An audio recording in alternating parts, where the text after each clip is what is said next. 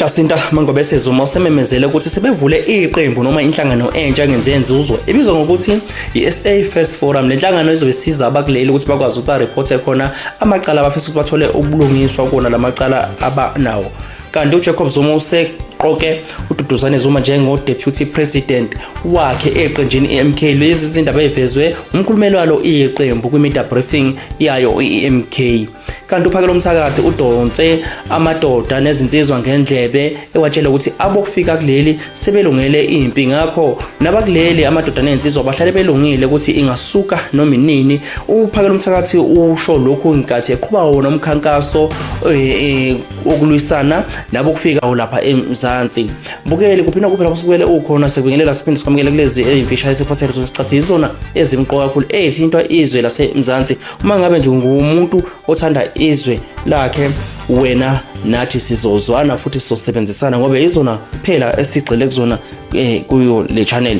Asithathe sikubeke ke mbukeli kuyihlukana esiphethe namhlanje. La soqala khona sithanda ukuthi siqale sidlule nje kafushane kwindaba laphana ye-new organization ebizwa ngokuthi noma ngaphansi komkhakha NPO, non-profiting organization, okuyinhlangano entsha lena eholwa umphathi we-March and March inkosazana laphana uJacinta Mangobese Zuma, njengoba ememezele ukuthi sebevule inhlangano entsha ebizwa ngokuthi SA First Forum.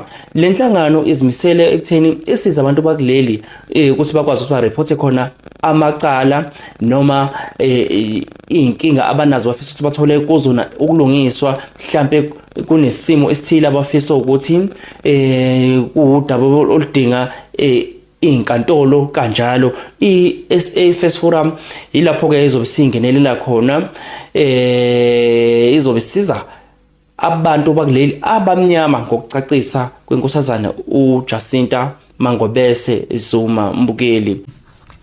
The police remain extremely underfunded, yet the citizens have nowhere to go to complain. Today we announce the movement's bold decision to establish a forum for all South Africans and blacks in particular. This forum will provide justice to the voiceless South Africans who for many years justice had remained a distant cousin.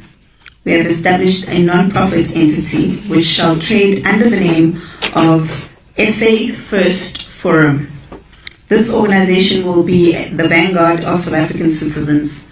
It will, as and when necessary, litigate against the state on behalf of predominantly black people, owners of the economy and private individuals. The objective of the forum is to create a justice and legal buffer. South Africans who cannot vindicate their legal rights, the first case to be dealt with by this forum shall be in relation to the circular which has been issued by the South African Police Service, which we deem to be unconstitutional. Lenhlangano ke mbukele imenyezelwe ngikathi iqembu noma umphakathi weqembu noma inhlangano iMarch and March khuluma nabezi indaba khona lapha eThekwini ngomhla ka-3 ku-August. Asazi ke mbukeli ukuthi imisebenzi yale nhlangano ibhekephi noma iforum ezimele ayizoshayisana ndawo nemisebenzi ye-March and March, okuyinto leyo sicabanga ukuthi njengamanje focus yethu ilapha ku-March and March, okuyinto enhle futhi kakhulu ngokubuka kwethu ukuthi kube khona inhlangano efana nalena ebizwa ngokuthi iSA First Forum zobe iqondene ngqo nokuthi isize abantu bakuleli ukuze bathole ubulungiswa kwezimo namacala abawafakayo. Mhlambe kwenye inkathi ukuthi kunecala elikhona nawe owake walifaka enkantolo wareport emaphoyiseni, kodwa kuze kube namhlanje i-follow up ayikaze iqhubeke, awukaze uthole lutho ukuthi ngabe kwenzakalani. Njengamanje iSA First Forum ikhonela into ezifana nalezo amacala afana nalawa wakho ohleli nawo lokuthi angazi kwenzakalani, sa reporter kwathiwa icala lisaphenya kuze kube namhlanje. Kodwa ke siyathemba ukuthi inkosazana lapha uJacinta Mangobese Zuma yena akazophazamiseka. Siyathemba ukuthi likhona ithimba elizobhekelela noma elizoqhubeka umsebenzi we-SA First Forum ukuze ifocus noma agenda ne-mandate ye March and March ingeke ize iphazamiseke ngoba njengamanje silaphana kwi-March and March lapho khona isebenza kakhulu ekutheni ikhipha abantu bokufika laphana abangekho emthethweni ezweni lase-South Africa. Kodwa ke mbukeli ezilandelayo nezisanyakazise u-social media wonke ikakhulukazi nje abantu abathanda ipolitiki yilezo mbukeli ezifishane. The President hereby also relieves Dr. John Hlophe of his responsibility as First Deputy President of the Umkhonto Sizwe Party. This is done with immediate effect. However, colleagues, Dr. he will lead the Umkhonto Sizwe Caucus consisting of 58 members. President Zuma extends his sincere gratitude to Dr. Hlophe for his leadership, his dedication and contribution to the growth of MK Party and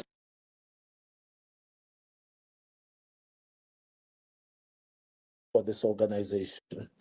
The President confirms, of course, that President Hlophe will remain the party leader in the National Assembly. The President hereby also relieves Ms. Nomsa Dlamini, our DSG, of her responsibility immediate effect. President Zuma wishes to thank Ms. Nomsa Dlamini for her service and contribution to the MK Party. The President wishes Madlamini, also known as Comrade Sali, well in her future endeavors.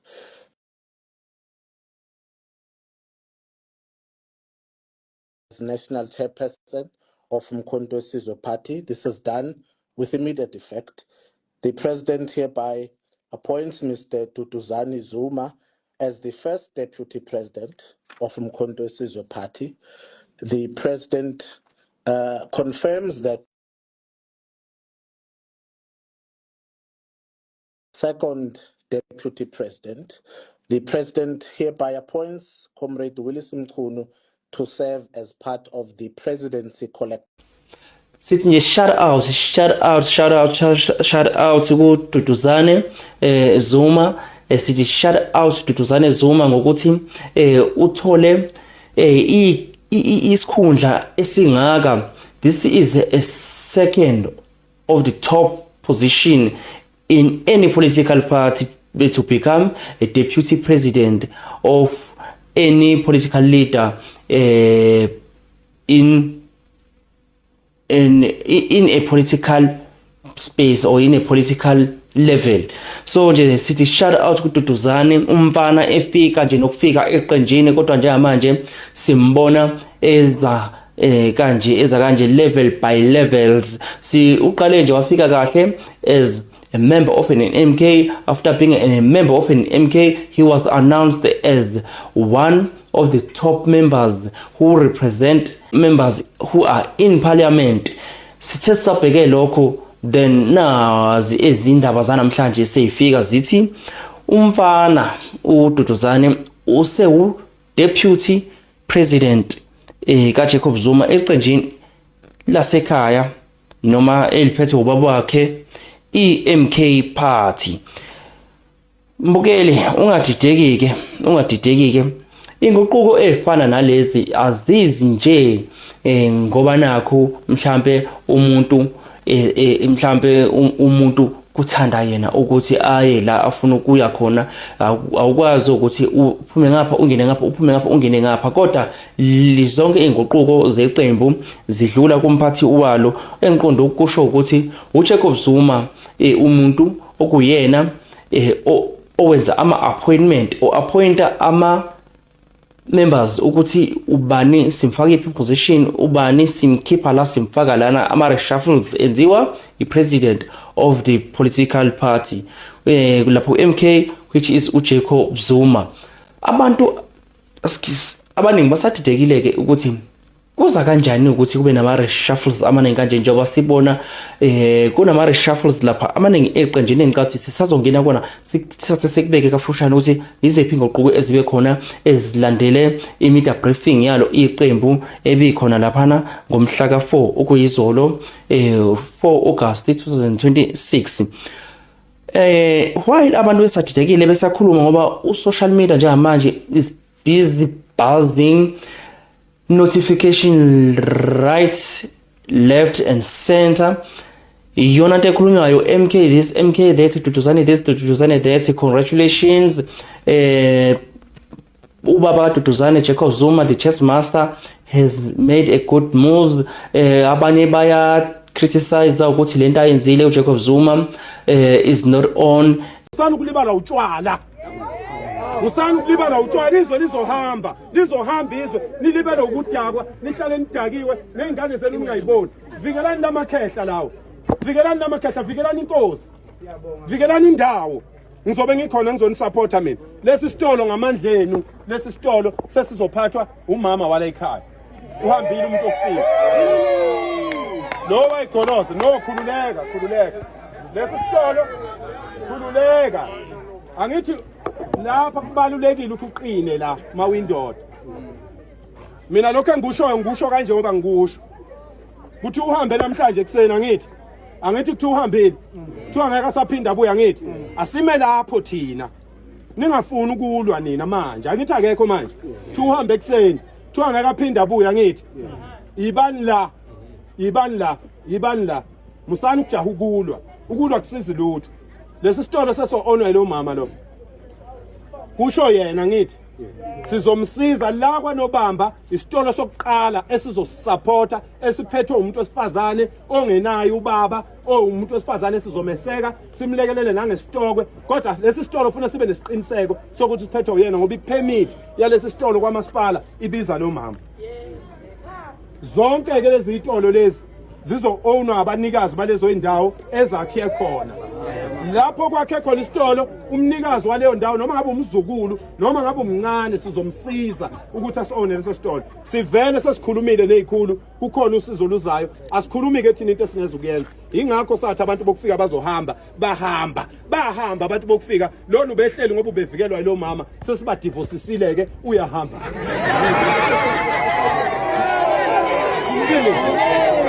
Bokufika balungela impi niyezwa yini lungelani impi obayalwa manje niyezwa yini insizwa mina ngizukuloku ngishonisa lena le angisabe kufa phela mina abantu bokufika balindele impi bayilungele impi ngenani egiyeni lempi.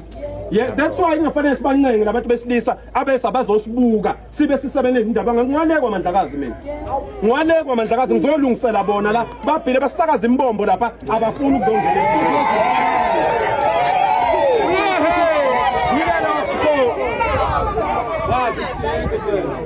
Kuyafana impi mhla ishaya abantu impi la kwaNobamba yoshaya wonke umuntu yoshawa nawe itshela ukuthi usilo me lapha yana. Akekho umuntu esomfaka ngenkani eviyweni kodwa umuntu uyaboniswa, umuntu wesilisa uyatshelwa, umuntu wesilisa uyafundiswa, umuntu wesilisa uyalalela, umuntu wesilisa ukhathalela indawo yangakubo. Mawuyindoda indawo yokuqala oyikhathalelayo indawo yangakini. Indoda nendoda into yokuqala ilwelayo indawo ehlala kuyona. Ngoba lezi ingane ngicina seyiqoma igebengu nje azinalo ithemba lokuthi obhuti endaweni bayosivikela. Izingane yoqoma isigebengu ifuna ukuvikelwa isigebengu ngoba sikhona thina sizinsizwa asibukhombisa ubudoda. Ngelinye masile sikhathi ngixoxela nendaba yomuntu omnyama osaphila la eSouth Africa owakhiwa abelungu bamakha lo muntu believes mhlophe.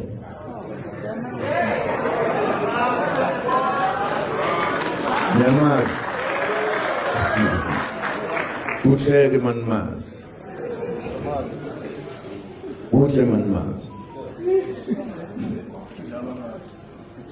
ngisho lento ngoba njengamanje sibhekene nokhetho.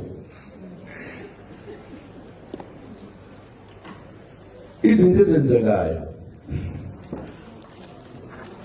ngenkathi sithi sakha manje umkhonto wesizwe ezimnyama ke lezi hayi ngeke umuntu omhlophe ufuna ungena simaleli kodwa into yethu ke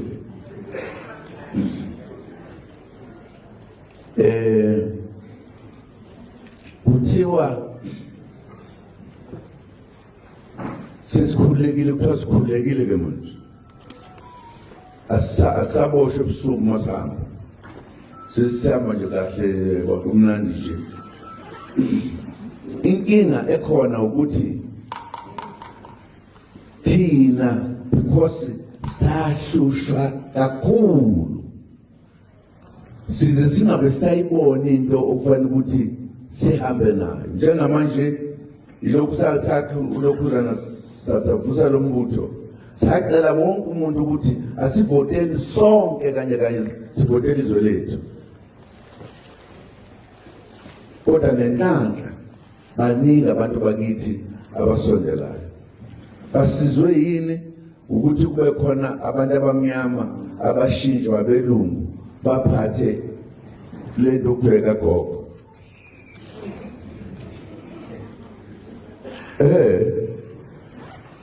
ugoga kona abelungu lapha kuthe noma sekukhona ukuthi bayancipha abazange babashonele nale bavele balanda abelungu bohlala nabelungu anabelungu namhlanje labantu besinabo silwimpi nabo sithathi funi lokhuzana bebazonda abelungu anibaziyo abangabafowethu abanye bahlala nabelungu manje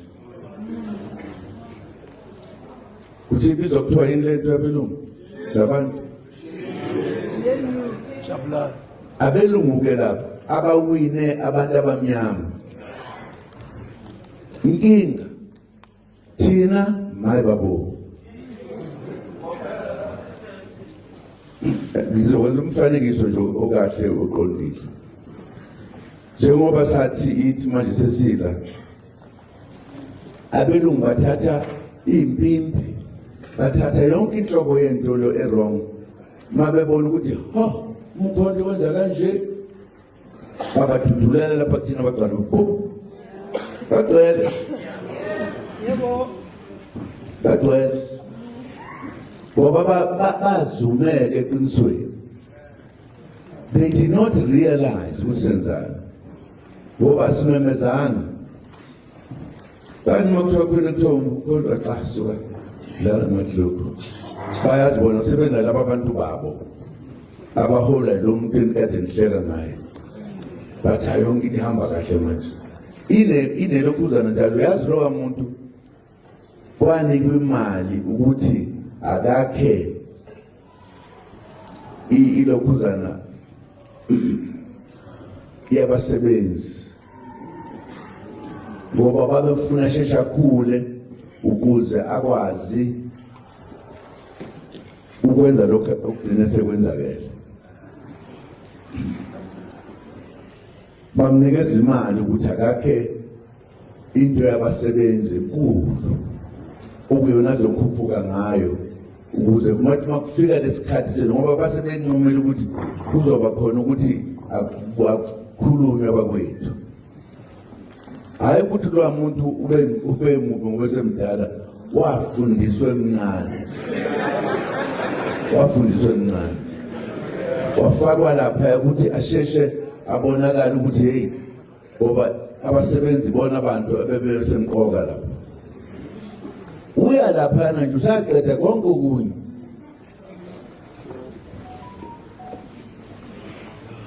namanje kujenda mpela ngisho enamacala inqwaba njengoleli nje vela luwinela abanye bangaluwini abelungu ke lapho asiphethe into ke ngishoyo ukuthi thina sibhekene nento ebalulekile yokukhulula thina emakhamandeleni abelungu ebese ke nathi singene enkingeni sibange sodwa Nkosi yami sibange sodwa ungakubona kwabona uTashini usenda yithi ke sizenzela ngokwethu ukuthi sizibambezele ukufika egcineni.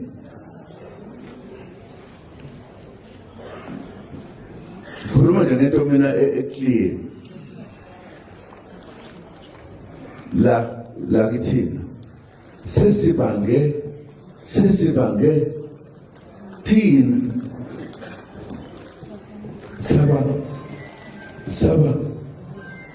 saba hey angithi phela sathi umkhonto njengoba kumkhonto nje sifuna ukuthi sithathizwe manje asadlala bosibaningi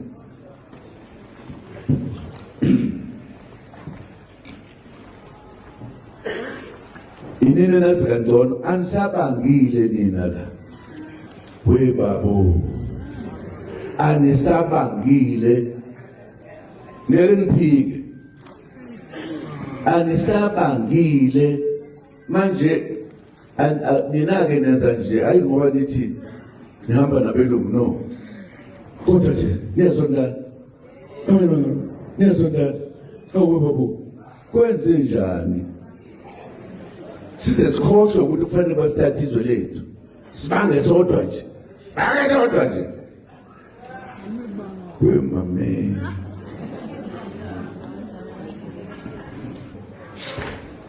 into engishoyo yokuthi njengoba uyabona nje sibhekene nokuthi siyokhethweni manje ngokubona ukuthi eyisahlupheka ngicela yena ngathi akakeze nelinye ibandla la akazonilamula niyaphika ukuthi anilanyulwa ukuthi niyalanyulwa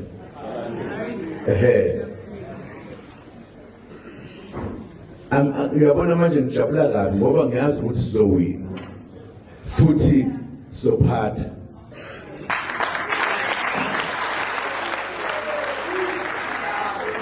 indlela ebenidonsana ngayo ile bizokwenza ukuthi ukuthola kwethi inkululeko singayitholi kwamanje kube yithina esizilibazisayo silo ungazi ukuthi sibangani